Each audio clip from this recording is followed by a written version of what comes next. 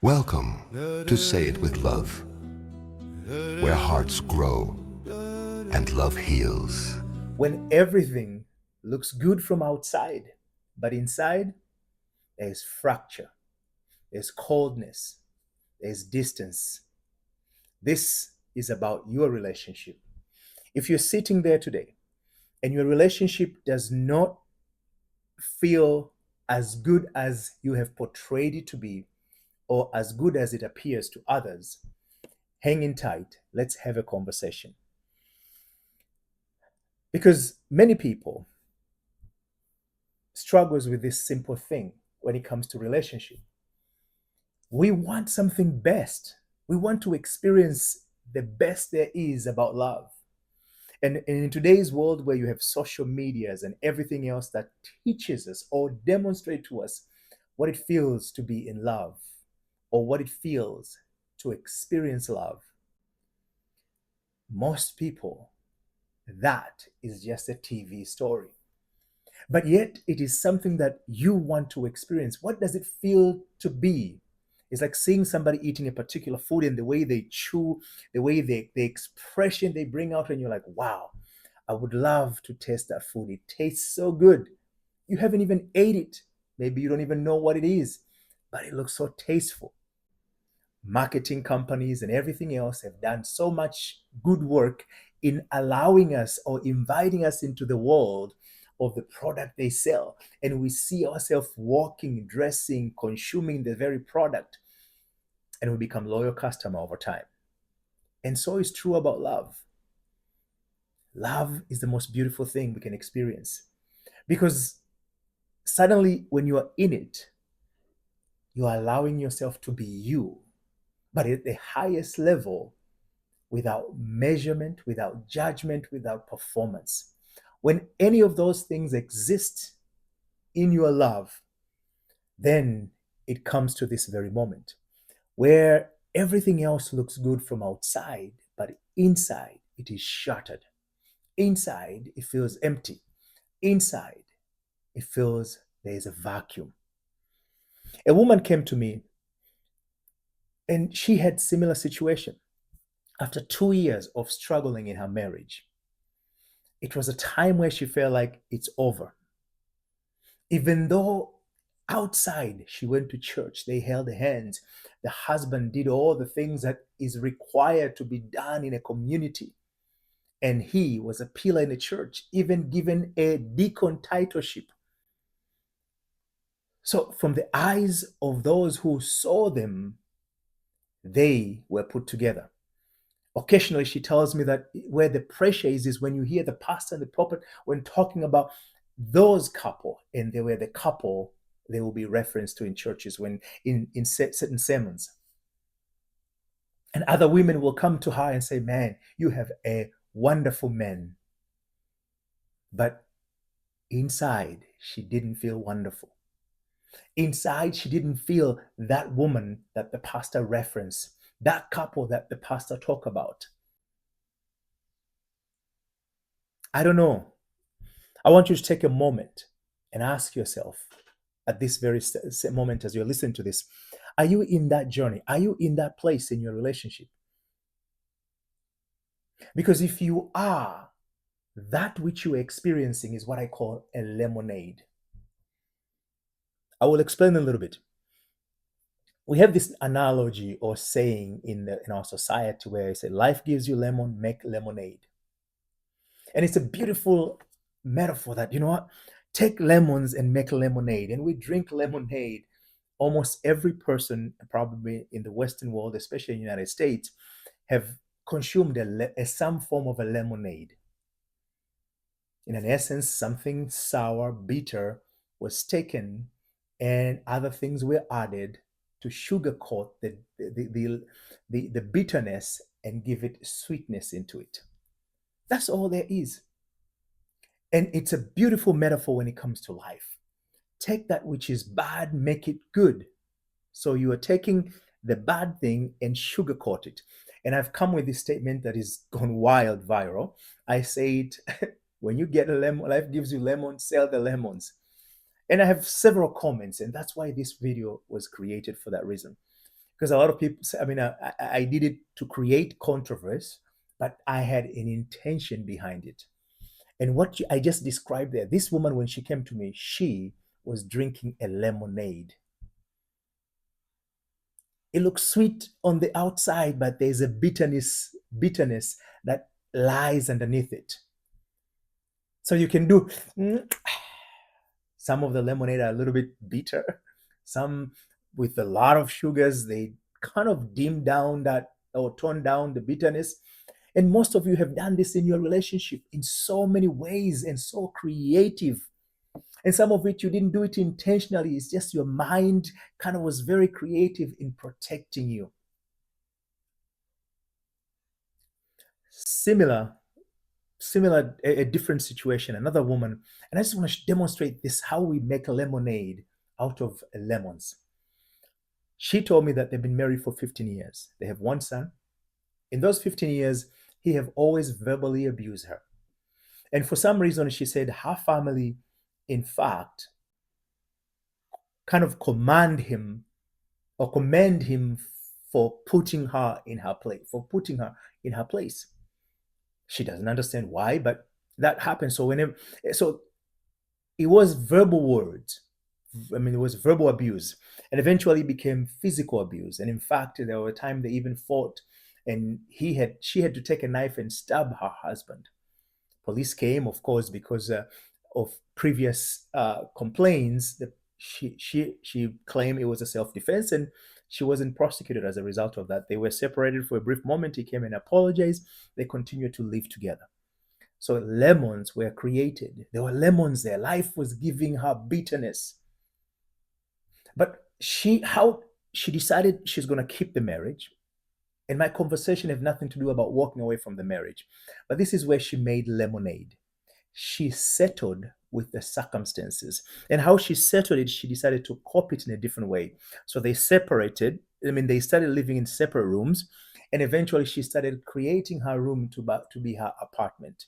Since she didn't want to be interacting with him in the kitchen or living room, she first brought a TV in the bedroom, and then second she bought a refrigerator, a small mini refrigerator in her bedroom, and eventually she brought a microwave in her bedroom, and eventually she expanded. There was an adjacent bedroom that was using as a guest room. She asked and she expanded that bedroom, and now it became a much bigger bedroom that she have. She added a couch in that bedroom, so she comes home in the same house that she lived with this man that she despised, but she want to appear good. She want to look good. She want to look put together.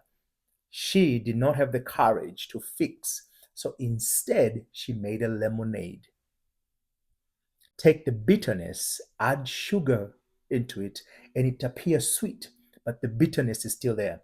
She had created a prison in her own life. She comes home straight into that bedroom that she made a small little apartment, if you want to call it. It didn't have its own. So I said, what about the bathroom? She said, oh no, there was a common bathroom. She had to get out of the room, and she's planning of adding a bathroom. But I said, are you happy?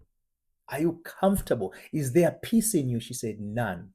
There is no happiness. There's no peace. None of those exist. I asked her, did you come into this relationship so you can experience this hardship? She said, no. So in an essence, she was making lemonade out of lemons. Going back to the lady that I told you that she is a church participant, church member. In her case, her husband was the most kindest person she described to me. This was her third marriage, and for him, it was his second marriage. And together they were living communally great, and everything else seems okay from outside. But intimacy had gone. There were none but roommates in the house. There was no intimacy. There was no sex for years. And for some people say, no, that's okay. You didn't come into a union in an environment that we live together so we can be roommates. I could have just choose any stranger out there who is decent and say that I'm going to live with him and we're just passing by. But you guys chose together to go beyond just being roommates from the very beginning. How you measure a lemonade from just a way of life, there are two ways. What did you came here for? The scripture says, you will know them by their results. The results they are producing, if the results you are producing does not produce happiness, does not bring warmth, does not add that fuzziness, then you are making lemonade, my friend.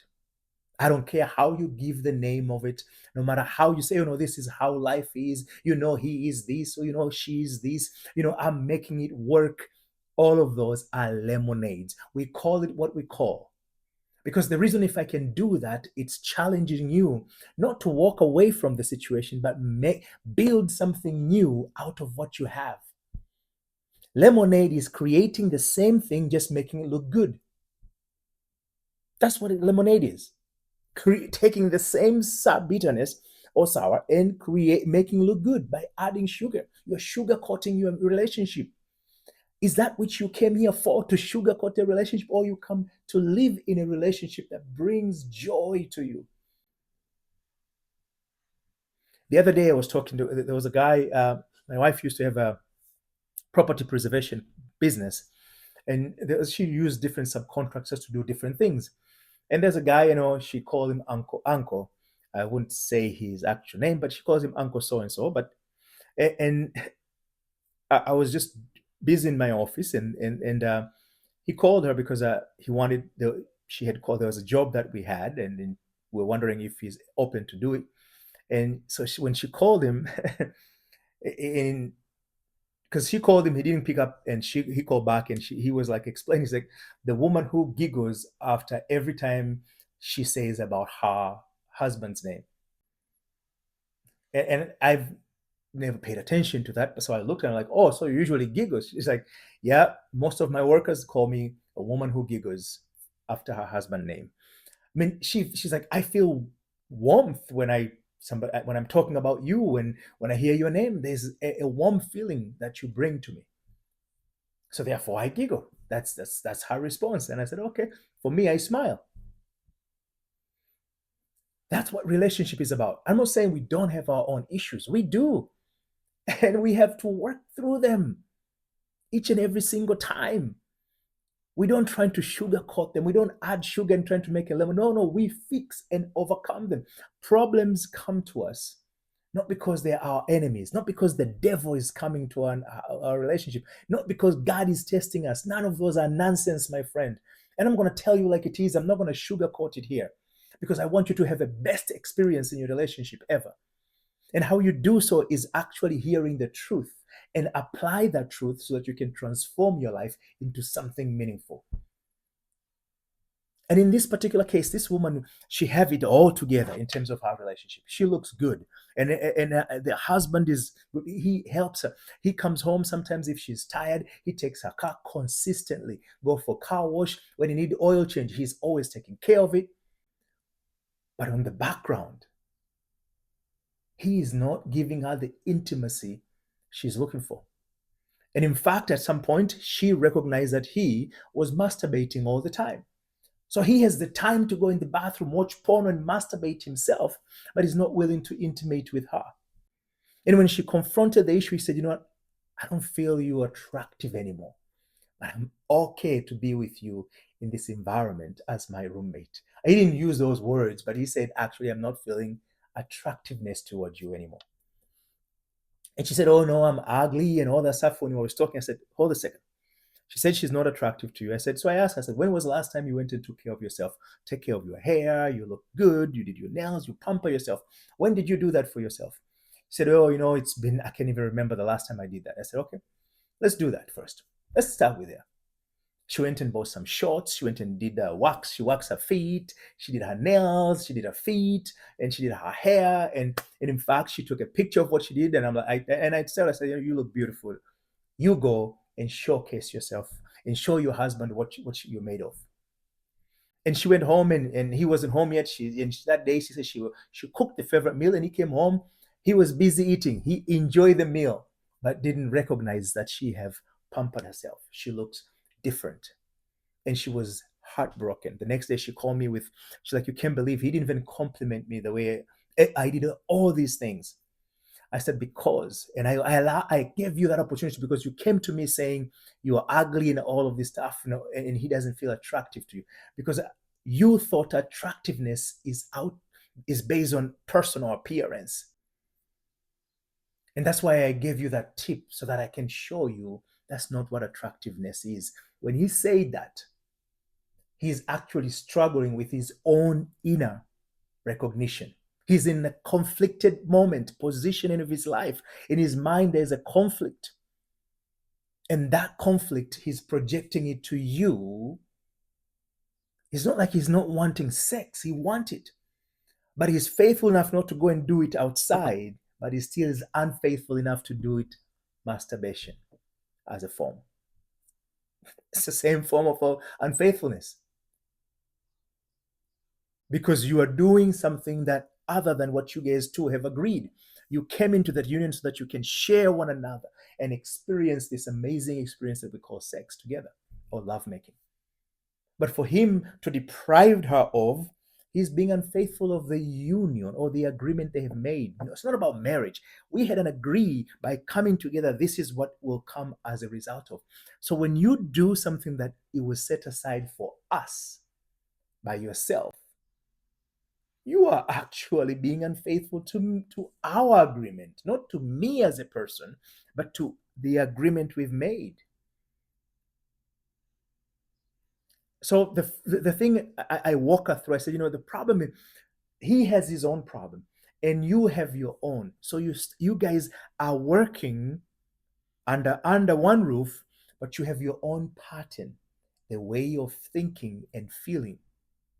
And this way of thinking and feeling is outperforming itself as the way you view the world, the way you view your partner. Underneath it is just a pattern, an orderly way of how we think. And I worked with her for almost 2 months in helping her build an orderly way of how to think about herself first. Her self-worth has been injured, shattered. Two marriage prior to this one. What is that going to do to you? What do you feel if you are in 3 marriages? And the third one seems to be in kind of start getting some cracks are coming out. Self-doubt kicks in. You start feeling something. He has been in 2 marriages, and of course, this is a second marriage. If he had already lost one, and here there's an issue, yes, he had an issue of other erectile dysfunction issue. Those are medical and psychological issues that are separate. But still, there was a perception he had, and there's a perception she has, and that perception becomes the window that she saw him, and his perception became the window he saw her. And as a result of that, they found themselves in this place. They were in a parallel path, not crossing each other's, not walking together.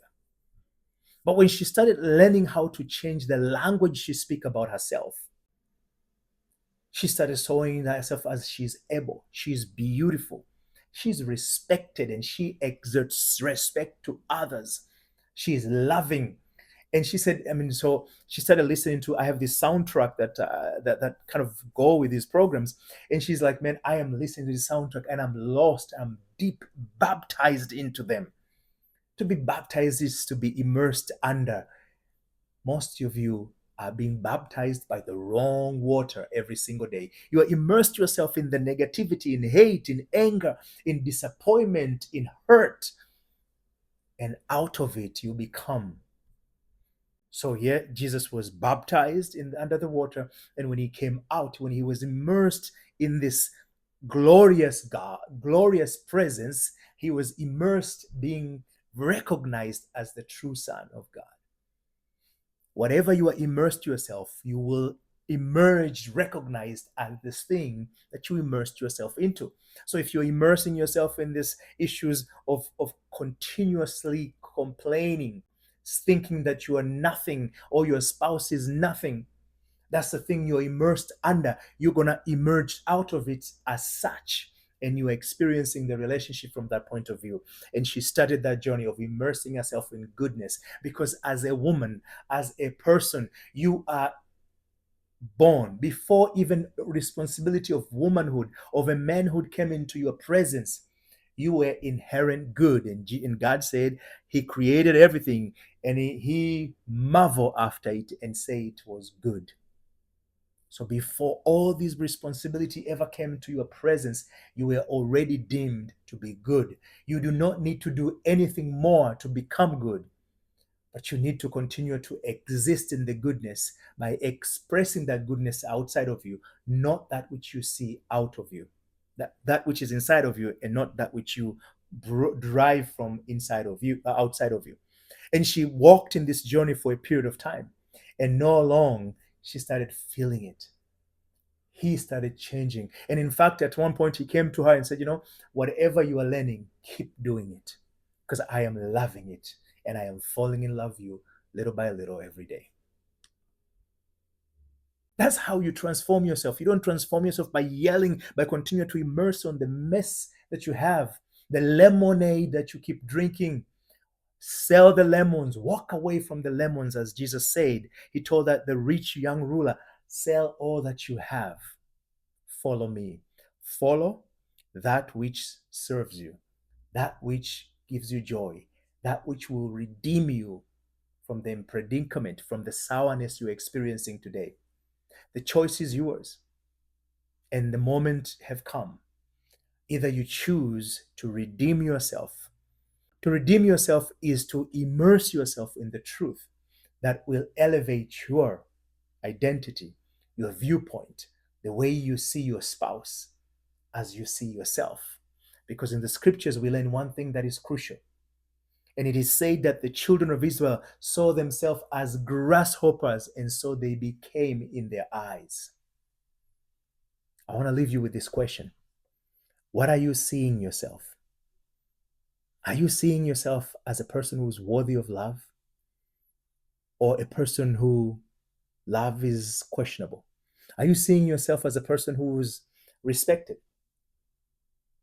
Are you seeing yourself as a person who is capable, is able, deserve? What are you seeing yourself as? Because if what you're experiencing is contrary to what you're saying yourself, you're seeing yourself to be, or you would like to see yourself to be, a change is required.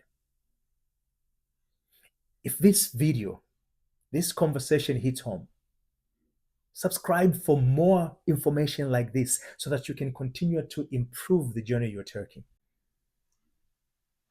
Share it with somebody you know that will definitely benefit from it. Comment below for more insight from me. Let me know what you think. But a true transformation is not only about hearing, it's about taking action toward that which you heard. And you can find more about it through link of resources that are available under this description of the video. And more other videos are linked below also that mirror this conversation. Until then, I'll be back for more golden nuggets like this. And this is Alpha.